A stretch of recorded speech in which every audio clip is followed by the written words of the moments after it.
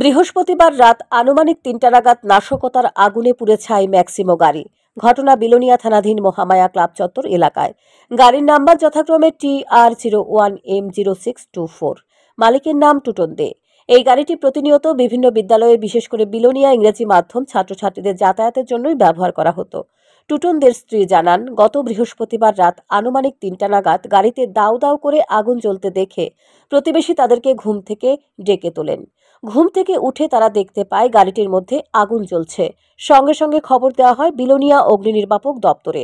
যদিও দপ্তর কর্মীরা আসার পূর্বেই প্রতিবেশী এবং পরিবারের লোকজন সহযোগিতায় আগুন নিভিয়ে নেওয়া হয়। তাদের বক্তব্য, এই আগুন কোনো যান্ত্রিক ত্রুটির জন্য হয়নি, এটা প্রতিহিংসামূলক লাগানো হয়েছে। রুজি রোজগারের একমাত্র সম্বল হারিয়ে গৃহস্থ ব্যাপক ক্ষতির সম্মুখীন হয়েছে। এই বিষয়ে বিলোনিয়া থানায় একটি মামলা রুজু করা হয়েছে। নাম আপনার গাড়িটা কার? কি হয়েছে ঘটনা কোন তো? রাত্রে 3:30টার দিকে আমরা উঠতে দেখি গাড়ির মধ্যে আগুন জ্বলে। অলরেডি আমরা চিল্লাচিল্লি করে জল টল দিয়ে গাড়ি নিভেছি।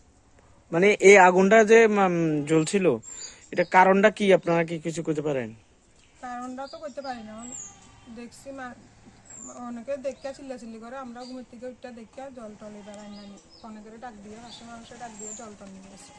গাড়িটার বয়স কেমন? অনেক বছর হচ্ছে, গাড়ি চালাতে বহুত বছর হচ্ছে। আচ্ছা, মানে এটা কি আপনার বক্তব্য অনুসারে এটা কি নাশকতার জন্য, নাশকতার আগুনই হইব না? মানে কেউ ইচ্ছা করে লাগাই দিছে। শান্তন টিভি।